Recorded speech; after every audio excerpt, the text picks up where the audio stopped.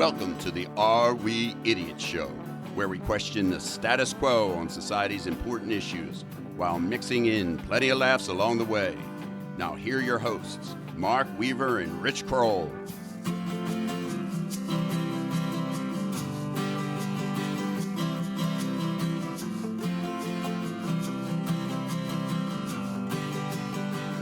Hello again, everyone, and welcome to another edition of the Are We Idiots Show. We are your hosts, as always, in the Christmas season, Richard B. Kroll and Mark R. Weaver here for you. Mark Richie, how R. you feel, Weaver. man? What? Feeling good, huh? Yeah, Mark R. Weaver. You know, I know when you use my middle initial, there's a festive spirit in the air, a lot of love, laughter, and happiness. Either that or you're in trouble. You know, that's when your parents yell at you, they use your middle initial. And so maybe you're in trouble with me, Rich. It's happened once or twice in the past 45 It has. years. Am I in trouble today? No, but you, as the listeners can probably tell, he is coming to us over Skype again because of all the COVID issues. And this is a special show, Rich, because we have a guest, which we'll introduce in a few minutes. But it's not only because we have a guest, it's because we're in the holiday spirit. And so, yeah, it's kind of a light show, a fun show, and I hope the listeners enjoy it. We always start with the tip of the day, though, Rich. So maybe you have a holiday theme. We don't talk about the show before we start taping, but maybe you have a holiday-themed tip of the day. I don't know. I'm just guessing. You know, we'll call it a holiday theme tip of the day. It's, you know, during these challenging COVID times, and now a lot of the states are locked down again, and the restaurants and bars and mom and pop shops are closed, and it's getting dark and cold, at least in the northeast part of the country. I see a lot of people walking around depressed, clueless, upset, a lot of road rage. You know, it's going back to a time of unhappiness. I want everyone to remember what you're grateful for and focus on the good things in your life, not the bad things. As humans, we tend to forget the good stuff and take the good stuff for granted and really focus on what's upsetting us. Let's assume there's challenges and just focus on what you're grateful for in life. Gratefulness. I think 2 years ago I started that as like a New Year's Eve, New Year's Day, or New Year's resolution, whatever you call it. And it works out pretty well to try to every day say something you're grateful for, even if it's something very small, a butterfly in your yard or whatever. So it's a good state of mind. I will say though, Rich, we've done 97 or 98 shows, whatever it is now. And one of our lowest rated, remember we did an episode on thankfulness? One of our lowest downloaded episodes ever was on thankfulness. And I'm thinking to myself, maybe that tells something about the society, right?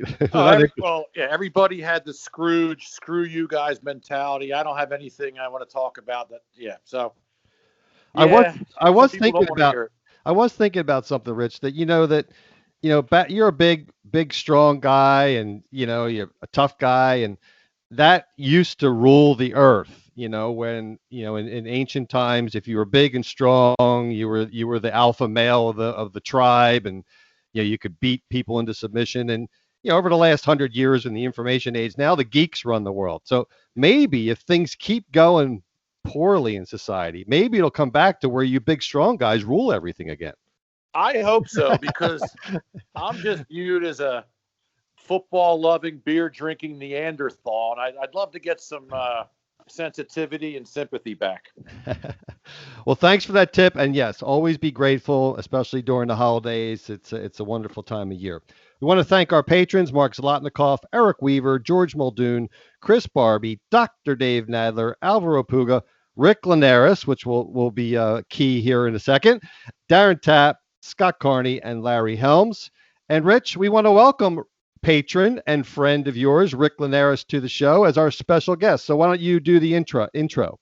You know, I had the pleasure and fortuitous opportunity to meet Rick Linares. By the way, his last name has 2 L's in it. It's some if you don't ask him, it's some long-winded Spanish Welsh explanation. But I actually call him triple L because he's legendary, Rick Linares. So LLL. We met, I don't know, 10 years ago working for a software company. We had a lot in common and a lot not in common, which made me laugh at each other. Rick is a very diverse human, extremely intelligent, extremely well-read, more well-read than anybody I know. A great world traveler, talented guy. He's got a black belt. He's an incredible guitar player. And he's also very annoying and doesn't take me busting his chops very well. Why is he on our show if he's this talented? I have no idea. And like you said, he's being charitable. But Rick, welcome to the show, and we love to have you. Thank you. I appreciate the opportunity here.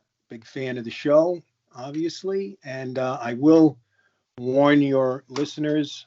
I am a Long Island guy, not a Philly guy. Some of my accent may be nauseating.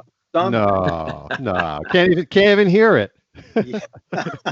I'll say coffee once, and that'll put the end of that. So, no, thanks, guys. I'm delighted to be on this particular episode. And anything, just a sanity check here. Anything Rich said that was not true, because he can embellish once in a while. Well, he was very kind, and I appreciate all of the kudos. He's just one of those guys I've experienced in life where we just hit it off, and it's an unusual banter and relationship, and it's one I cherish, and I'm better for it. So. Oh, isn't that nice? That he's really taking on that holiday gratitude spirit by his inflating his the opinion and the ego of Rich Kroll. Nicest thing he said to me in 10 years, that's for sure. So Rick, as you probably know, as a patron listener, we're going to do our Idiots of the Week on the show. We'll get to that in a second. And then after that, we're going to do top 10 holiday movies and songs. And we'll debate that, I'm sure. But basically the way it's going to work is we're going to go round robin, and we're going to count, each of us are going to count down our top 10 movies first and then songs second. And I'm sure we'll have some overlaps in there, but it should be fun. It should be consistent with the holiday spirit, and maybe give our listeners some ideas about how they can spend some of their free time over the holidays. So we'll start with Idiots of the Week, and Rich is our judge and jury, by the way, if you haven't figured that out. So Rich, you go first, and then we'll go to Rick, and then I will take up the rear. I'm actually going to defer to Rick as our guest. Okay. And let him go first on this. Sure. Okay. So I gave this a bit of thought, and given what's happening in the news, there's no shortage across the country, certainly.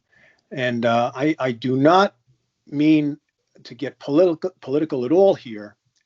So take that out, and let's just judge this idiot based on the merits of her idiocy. And I'm going to nominate a woman named Melissa Carone, who you might remember was Rudy Giuliani's star witness in front of the Michigan State Legislature about 2 weeks ago. Was she looped? If so, that's a decent excuse. Sadly, I think she wasn't. So, she got up.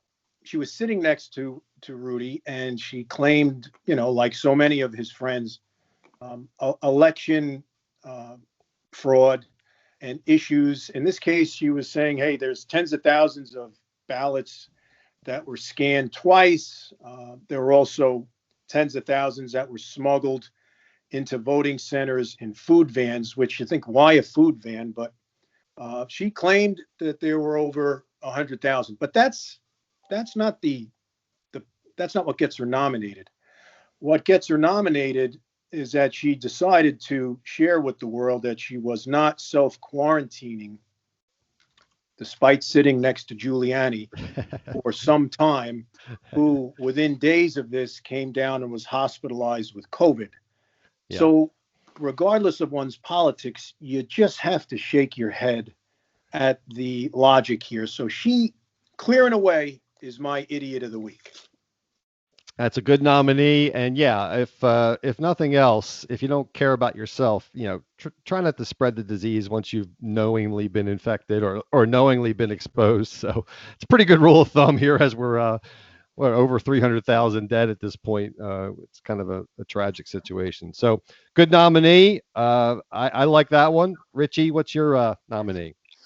There is a kung fu master, 65-year-old Wang Lutai, who is feverishly trying to revive the old school masters art of iron crotch kung fu.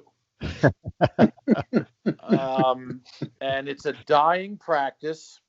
At one time, there were like 1,500 practitioners. They are down to 7.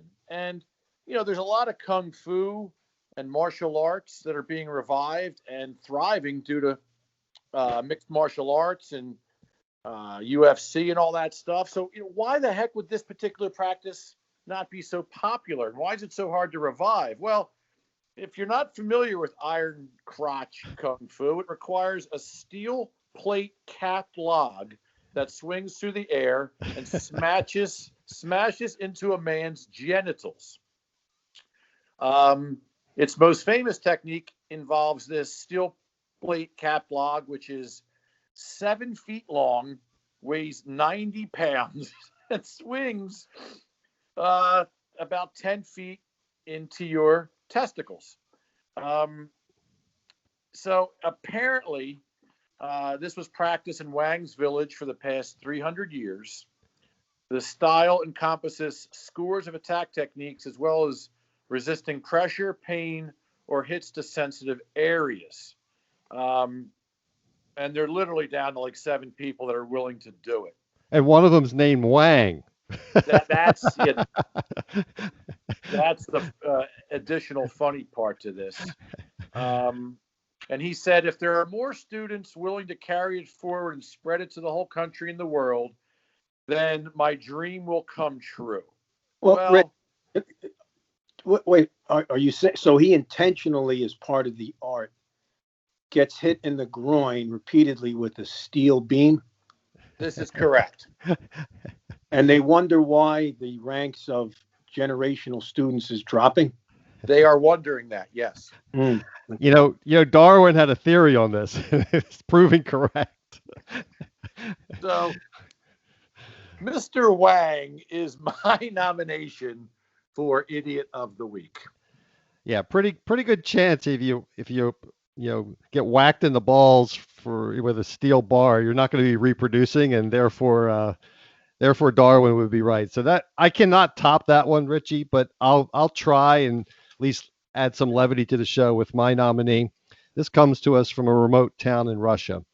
Man has part of his nose bitten off by a horse after he tried to kiss it in a drunken state. Part of a 25-year-old Russian man's nose was bitten off by a horse after the animal did not like his advances. The man, named Vasily, was drunk and had come out of a bar in the city center when he stumbled upon 2 women riding horses.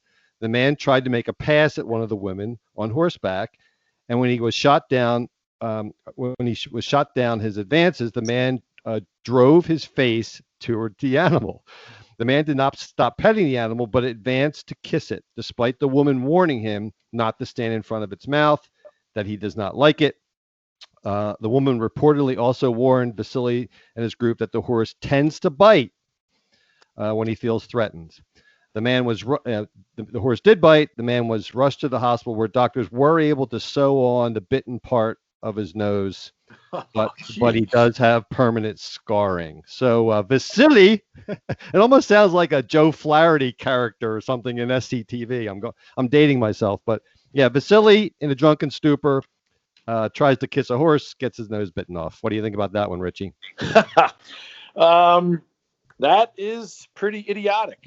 So what say you, judge and jury? Yours is pretty good. I hate to pick my own choice because that would sound a little biased and skewed, but Rick's is an excellent choice, but that's more of a kind of an ethereal academic political choice. possibly opinionated. Yours is just pure stupidity. I think because we're three males, men, that know even the slightest towel flick to that area can buckle a man over. I gotta give it to Dr. Professor Wang for trying to keep the art of smashing your testicles on a regular basis, and wondering why that art is dying. I got to give him. Yeah. I got to send him the 100 yen or Meet my friend. Whatever. What's the Chinese currency? Yuan. Yuan. Sorry. Yeah. But meet my friend Wang. No offense, right? No. You know no that. offense. You know that reference, right? I don't know. I spent 7 years back in the day learning American combat karate, and I can't remember one training technique that involved intentionally allowing yourself to get kicked in the groin. In fact, so there are some styles, I think Muay Thai, where you might have seen the men spend years kicking tree bark, and it builds up their shins, and that is a legit style, although it's painful. But there's no way to build up your crotch that I know of.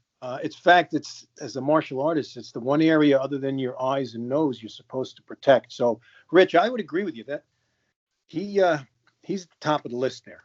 Yeah, you chose the right one, Richie, and don't worry about it. The judge is separate from the submitter, so you have two personalities there. So you're totally unbiased in your judging, and your guy was a winner.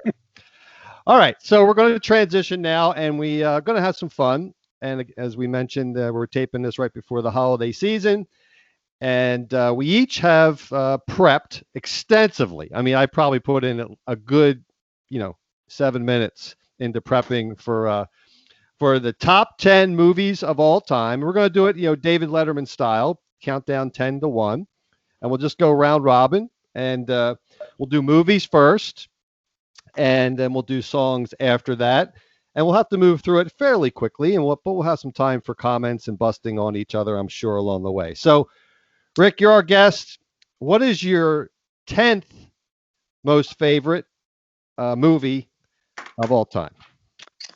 I'm going to go with Fred Claus. Fred Claus, and why do you say that? What was the short version of why you liked it? I'm a big fan of Paul Giamatti. I think he's great. And he played an injured, Rich can sympathize, an injured Santa Claus who throws his back out on Christmas Eve, and he needs his brother, I think it's on, to stand in. It's a cute story, and it's got a great cast for kind of a silly Christmas movie. I only saw a little bit of that, so I can't make a judgment on the whole movie. Rich, did you ever see that one? I haven't, and part of the beauty of this show is that we're going to give each other and our listeners great suggestions, as when they're looking to add movies they've never seen before to their portfolio. So what's yours, Richie? What's your 10th? My 10th is Scrooged with Bill Murray. Bill Murray, yep. It's kind of a play on Christmas Carol, and Bill Murray does a great job playing an ornery, corporate, over-the-top jerk. There's just a lot of great Christmas comedy. And it's a movie that I don't think pops up on a lot of people's radar. I'd kind of forgotten about it. I haven't seen it in probably 10 or 15 years. So I'm adding that back in when I went back and looked at it. Pretty darn good. I like it. That's a good number 10. My number 10, and this might surprise you, Edward Scissorhands. One of Johnny Depp. I think Johnny Depp's best movie. And I was never big on the Pirates of the Caribbean or Caribbean, depending on how you say it. But Johnny Depp, Edward Scissorhands, one of my wife's favorite movies, by the way. But kind of marginal Christmas movie, but definitely a Christmas movie. Well, you raise a good point, and I don't want to steal anybody's thunder or mess anybody's list up. But are we really going to include movies that just because they mention the word Christmas become Christmas movies? I mean, I don't think like Die Hard's a Christmas movie, and it might be a great movie. Yeah, I think you're going to get a big pushback there. I think a lot of people think Die Hard's a Christmas movie, and we'll see if it's on Rick and my list, and we'll hash it out. But There's two camps there for sure. Rick, what's your number 9? Home Alone, Oh yeah. which is a family favorite. My extended family every Christmas Eve, except for this one, we'll go to my sister-in-law's, and all the nieces and nephews watch it. So it's become a bit of a tradition. I would. It's not. Is it a Christmas movie? It takes place during Christmas, the whole bit. But Yeah. that's my number 9. I definitely qualifies. Are you a Joe Pesci fan of there, a Macaulay Culkin fan, or what's it? Daniel Stern, is that the other guy? I am a Pesci fan. I think Goodfellas is probably the second greatest movie of all time behind Godfather. So We know where he's coming from. Richie, what's your number 9?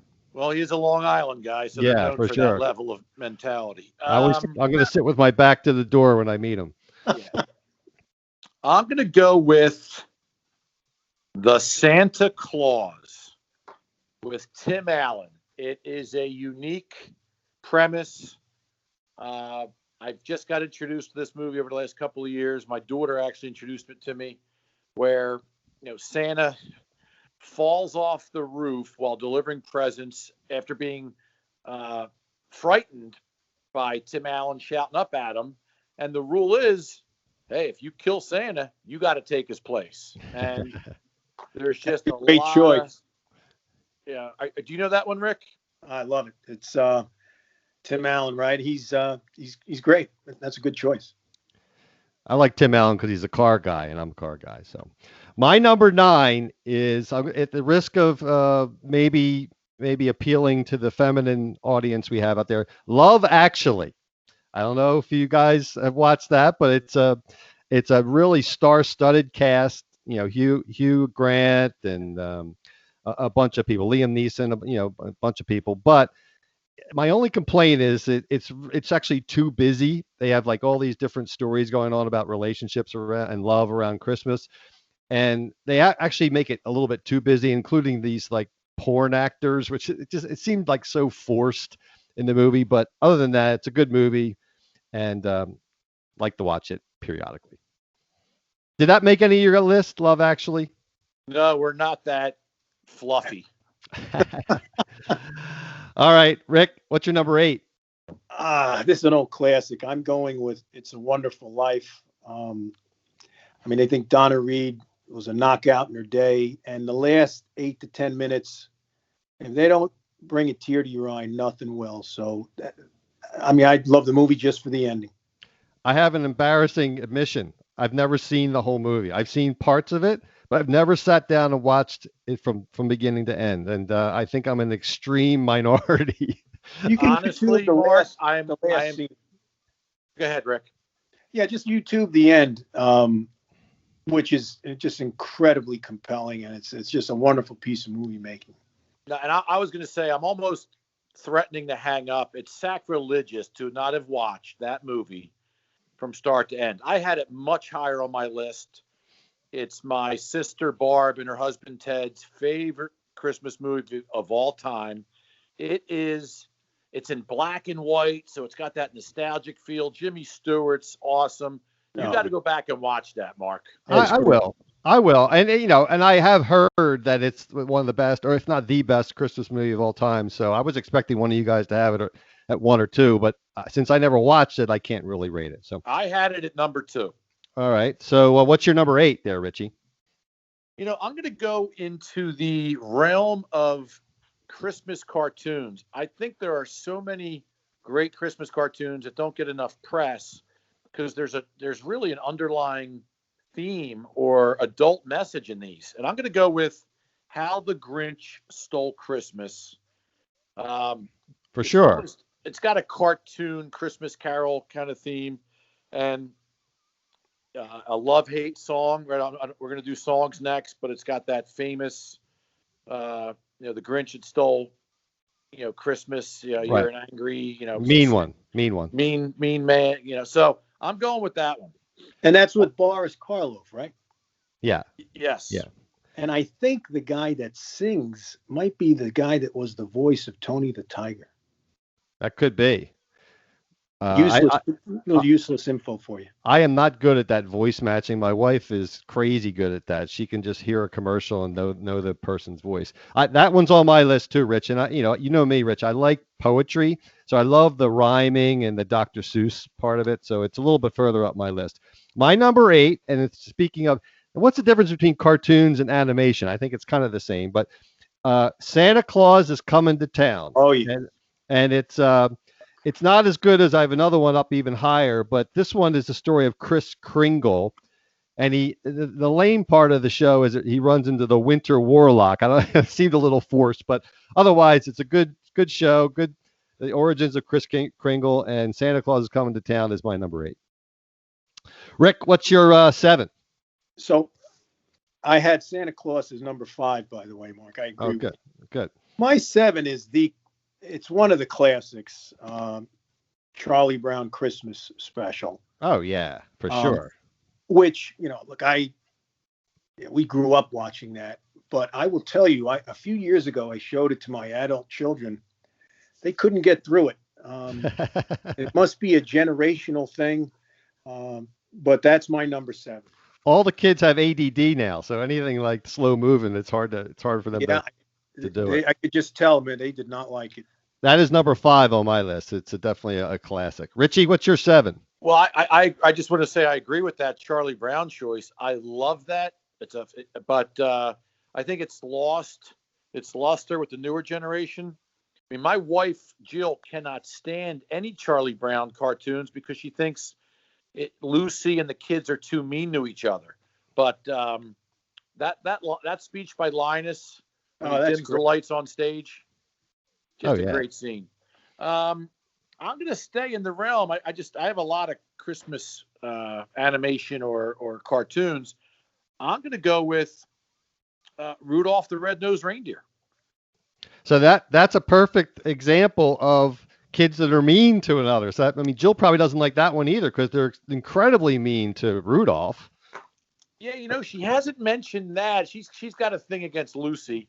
But I think just the way he overcomes adversity and being different, there's just a great lesson in there. Yeah, for sure.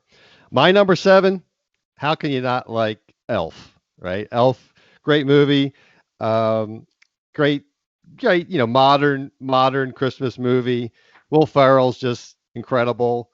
And in particular, I like the scene where he says, "Boy, he's an angry elf," and the short, little person attacks him. It's just kind of funny. So, Elf is my number 7. Elf is my number 1. So you stole some of my thunder. Well, we'll talk about it when you get up there. But, Rick, what's your number 6? We got to move it along a little quicker here and to make sure we get to the songs. I'm a huge Charles Dickens fan. I actually visited his house in London, the little museum. I'm going number 6, Disney's version with Jim Carrey of A Christmas Carol. I love A Christmas Carol. I'll just say it right now, just for time's sake. My Christmas Carol with George C. Scott is number 1. So I love A Christmas Carol. Any version of it is good, but George C. Scott is my all-time favorite. I love the message of the Christmas Carol. Richie, what do you think? I align with Rick. Christmas Carol. There's so many different versions. I'd also say the best Scrooge was the original with Alistair Sim, who just had I think he had the best range of despicable to the best reaction of happiness on Christmas morning. So I'm going to go with the Alistair Sim version. Cool. And my number 6, I won't spend time on it, is The Grinch Stole Christmas for the reasons that you already mentioned, Rich, and the rhyming of Dr. Seuss. I love the poetry and the rhyming. So that was my number 6. Rick, what's your number 5? It's the one you picked earlier, Santa Claus is Coming to Town with Fred Astaire. Great. Richie, what's your 5? I'm going to go with Polar Express. Oh, no. This is my first full veto. That's the worst movie. Nah, everyone's, the people that don't like it are looking through the wrong lens. I was introduced to this movie 2 years ago, and it's so unique and it's so quirky and it's so magical. And I just think it's Tom Hanks. And I mean, if you're looking for real animation and everything makes sense, no. But if you're looking for a sit down, go on a weird journey that's really unique that no other movie compares to, that's my number 5. My Weird. family loves So it. Family creepy. loves it. Yeah, creepy is the way. Weird and creepy is exactly the way I would describe that movie. Like a 5-hour movie. Rich, might have to reconsider that one, but we'll allow it. We will allow it. My number 5 is Charlie Brown, as I mentioned earlier. Great classic, and the line of speech at the end is an all-timer. Rick, what's your 4? It's the old classic Rudolph the Red-Nosed Reindeer. The stop animation is what it's called. But yeah, probably not survivable in this political sensitive climate, but still a classic. And who doesn't like Burl Ives? Yeah, Burl Ives is great, and the Bumble. Gotta like the Bumble. Oh, Yukon Cornelius, come on. Nothing. Rich, what's your number 4? Number 4, gosh, I could almost make this number anywhere 1 to 4, but I put it in a 4 slot. National Lampoon's Christmas Vacation. I still use lines from that movie, and a couple of them come to mind. So, you got Clark Griswold. Johnny Galecki was Russ, who ended up becoming a star. What's that modern series? The intellectual. With the scientists. The scientists. He's one of the doctor scientists in that. Cousin Eddie, Randy Quaid. So let me go. I had to write these down. So 2 scenes in particular. They're going to go sledding, and Clark Griswold had this circular metal, like boogie board type of sled, and he says he's rubbing it with some type of lubricant, and he says, this is a new silicon-based kitchen lubricant that my company's working on that creates a surface 500 times more slippery than any cooking oil. We're really going to fly down the hill with this stuff. When Cousin Eddie's like, oh, no way, Clark. There's no way I can do that. They had to replace my metal plate with a plastic one. Every time Catherine would rev up the microwave, I'd wet my pants and forget who I was for half an hour. And then the classic scene at the end, right, where he's been waiting for his expected Christmas bonus. Finally, it shows up late, and he announces to the whole family in the living room, with this bonus check, I'm putting in a swimming pool. I had to put a down payment on it now so we could break ground before the winter came.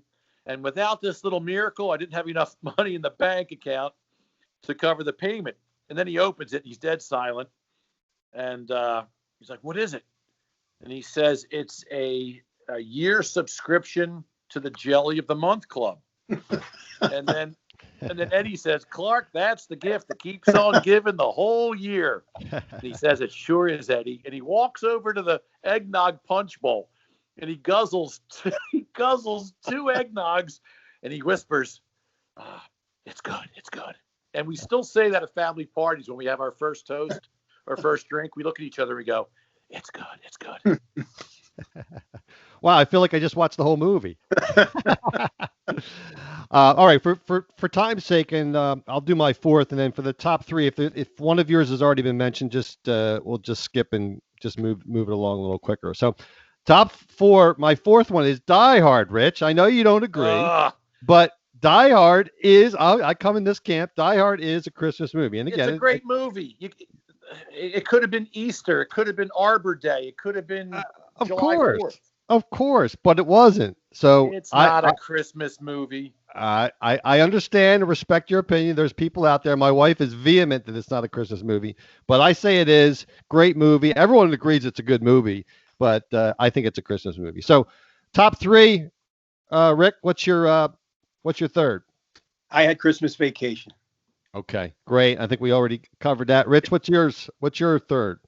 Again, could be 1, 2, or 3. Christmas Story with Ralphie and the air BB gun. I never Arguably saw my- it. Oh, kidding come me? it's on 24 hours a day on, I think, TBS starting like Christmas Eve. You No, got I've I it. never saw it. seen Christmas Story with Ralphie. No, That's un-American. no. I That don't that's watch a lot of more- I don't watch a lot of TV. I really don't. But that's more egregious than not seeing It's a Wonderful Life. well, I don't know about that. I mean, Wonderful Life is universally loved. Ralphie, I have no idea who he This is. is arguably the #1 movie of all time that's universally loved. My number 3 was Year Without a Santa Claus. And if you're not familiar with this is where the Snow and Heat Miser made their appearance. And I just love the songs, the Heat Miser and Snow Miser song. So that's why it made my top 3. Rick, what do you say? We're down to number 2, right? Yep. I have Christmas Story as my number 2. Oh man, I am really out on the limb here as an outlier. You know, I guess I'm pretty much used to that, right, Rich? Yes, you are. But so I got to put Ralphie on the to-do list. What's your number 2, Richie? It's a Wonderful Life. We Wow. just discussed. Awesome. My number 2, and this again, you're going to probably have a problem with this one too, Rich. Trading Places. One of Why my don't we just cover our favorite comedies or action movies of all time? they happened at Christmas. They happened in and around Christmas. It could have been Memorial Day or Boxing Day or Canadian Independence Day. Obviously, I don't mind being different. And hey, I say it's a Christmas movie, Trading Places. One of my top 10 movies of all time, by the way. And my number 1, I'll just do it now, was Christmas Carol with George C. Scott. So You're breaking so many rules. I Yeah. know. You redeemed yourself with the number 1. That's mine. I watch it every year. It's far and away the best. Although I'm going to put an honorable mention for the one with Patrick Stewart. He does an okay job. It's not bad. So I like Patrick Stewart. So Richie, what was your? Did we cover your number 1 or number 2? Yeah, my number 1 is Elf. Okay. I love Bob Newhart as Papa Elf, and James Caan plays a tremendous Scrooge-like guy. Just for us and our family, it's number 1. Awesome. Well, that was fun, and I obviously have some catching up to do, and some you guys have to watch Love Actually. I think that's what I discovered in that. Mhm. All right, so we'll move on to songs, which is definitely much more of my personal interest. And I think I'm going to tell you right now, I'm going to surprise you, Rich. Rick doesn't know me, but I'm going to surprise you, Rich, with some of my choices. And we'll let Rick go first. But what's your 10th best Christmas song, Rick? I'm going to go with Santa Bring My Baby Back by Elvis Presley. Wow. Yeah, the king. Now, the only problem is he never wrote any of his songs. You know, that's my only problem with the king. Yeah, but it is Elvis. That is true. Rich, what's yours? I'm going to stick with the Elvis theme and go with Blue Christmas. It's just such a quirky, Solid fun song. I'll have a blue Christmas without you. That's pretty good. It'll be so blue. It'll be a blue Christmas. Oh, I love that song. My number 10 is Do They Know It's Christmas from Band-Aid. And in particular, I love, and I'm not even a big U2 fan, but Bono's favorite, you know, that line he has, it's just amazing. Tonight, thank God it's them instead of you. I just love when he does that, and I love that song. So number 9, Rick, what do you think? So I'm gonna nominate a classic. I'm gonna list the 2 artists. So Do You Hear What I Hear? The Bing Crosby version edges out the Johnny Mathis by a hair. I like it. It's hard to go against Bing, but Johnny Mathis is amazing too. Rich, what's your number 9? I'm going to go with Let It Snow by Frank Sinatra. Solid. I have a soft spot for the, 50s, 60s classic Christmas songs. That's one of them. The crooner. And how would I know that Rick from the New York metropolitan area would go with a Frank Sinatra endorsement? I already know that this has got to be on one of your lists, Rich, but Peace on Earth, Little Drummer Boy, Bowie and Crosby. Not necessarily the video, although the video is good too, but I love the song itself. I love the harmonies, and just a really great song. Amazing song. And a great video too, by the way.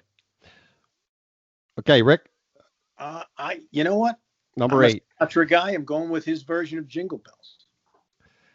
I've never. I think I've heard that. I guess I have. They probably play it a lot on the radio There's station. a couple of different versions. He's done quite a few Christmas songs, but this one's a little bit more jazzy. Is that what you guys like? Jingle Bells, Jingle Bell. Yeah, that one. Yeah. Okay.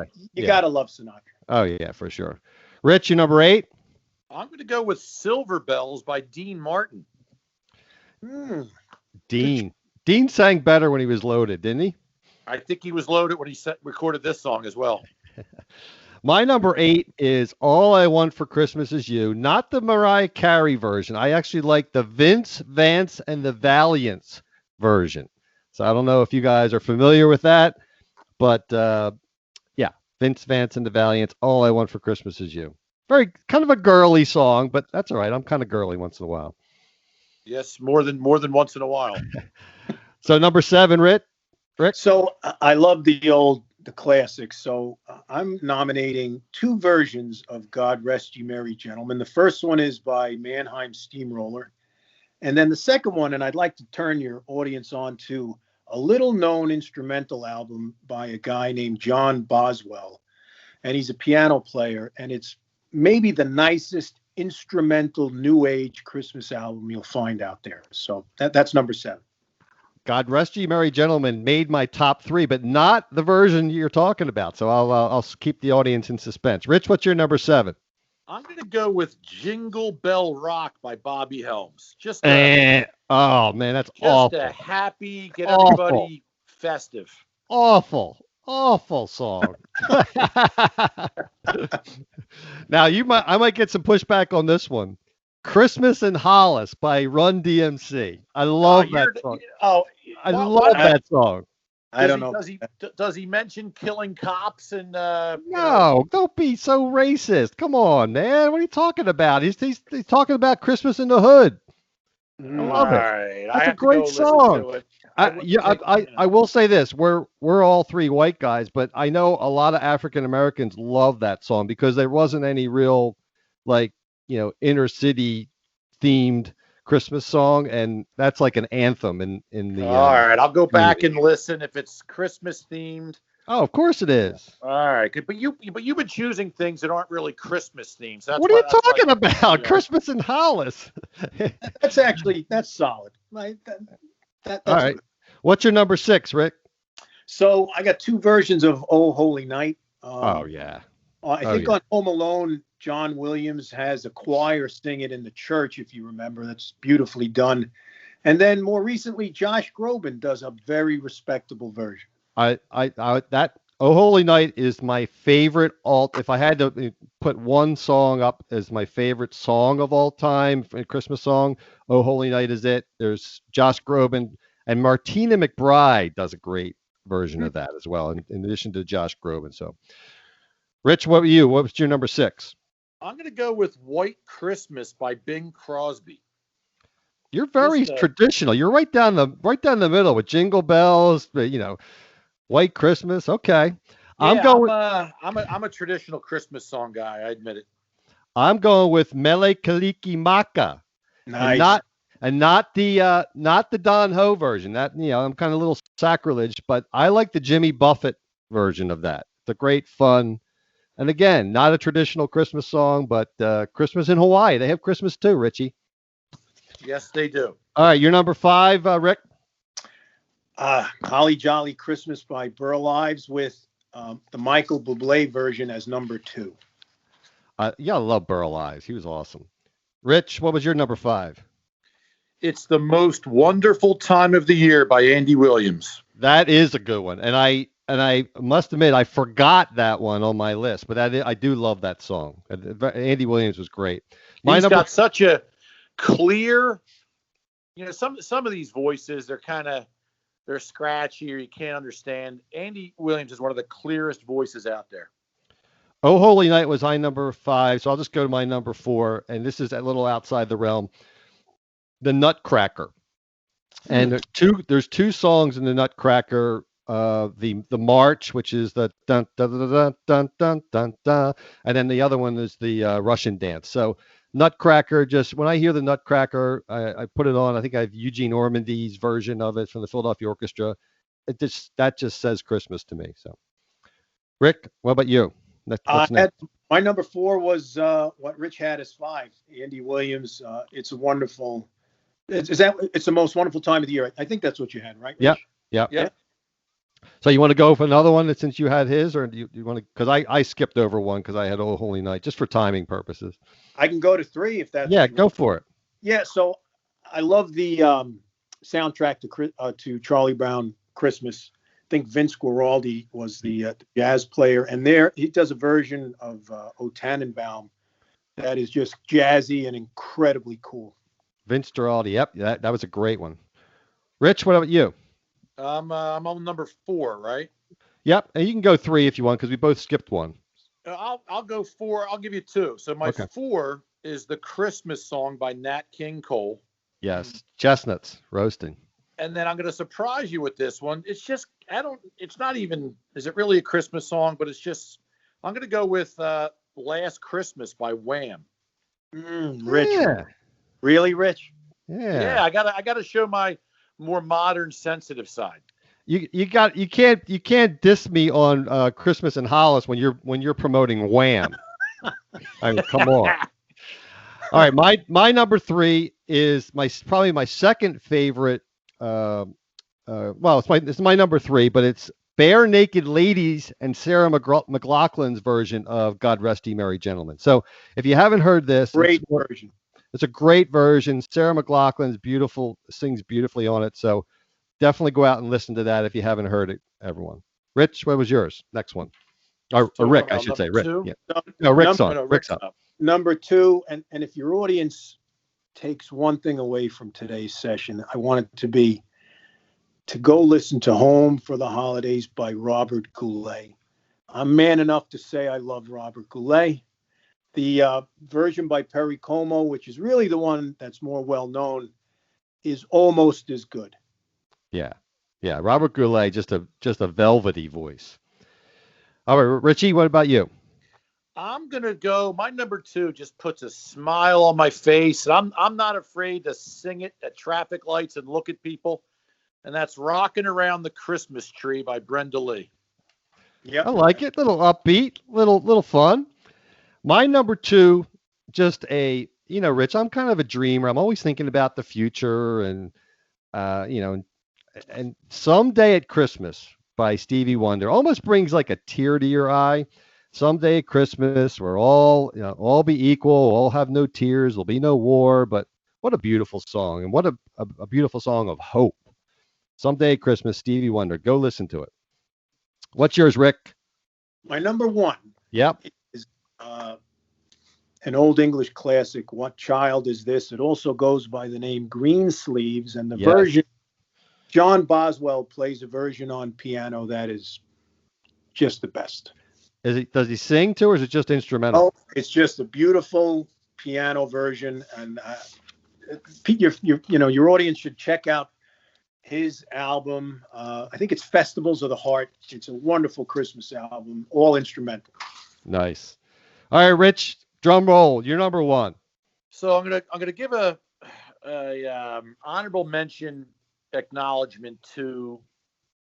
I didn't pick any particular song from this group or person, but there's a great Christmas album from the Carpenters, and Karen Carpenter, I think, has arguably the most beautiful woman singing voice who ever lived. And when she does Christmas songs, it's really inspiring. I didn't give her any particular kudo other than she's right up there with voices. But my all-time number 1 is "Oh Holy Night." And hey, look, if you're a Christian, let's put Christ back in Christmas. We sometimes forget that Christmas is about what it's about. And there's some lines in that song that just move me every time I hear them. Yeah. And like I said earlier, I think it's probably my all-time favorite Christmas song. I like other versions of other songs as my number one. You hear in a second, but "Oh Holy Night" is probably my favorite song. And you like a particular version, Rich? No, I didn't single out any particular version. I know there's 4 or 5 good ones out there. Yeah, Josh Groban for sure, like Rick mentioned, and Martina McBride does a beautiful one. Nat King Cole, obviously. My number one, "Go Tell It on the Mountain" by James Taylor. So I don't know if you've ever heard this, but it's just a beautiful, guitar playing, and I love James Taylor's voice. And "Go Tell It on the Mountain" was always one of my favorite, country spiritual songs. So that's my number one. I highly recommend you watch it. So that was fun, guys. I know we had to rush through that a little bit. We got a lot going on this show, but we definitely want to have a special little song here as we start to close the show out. Our guest Rick has agreed he's to show off his many talents, one of his many talents, and play us a little Christmas song. So Rick, if are you ready yet, or do I need to stall? Yeah, I'll give it a shot. Play this on a long string. So without further ado, a little Christmas present for you guys as a listener. Triple L.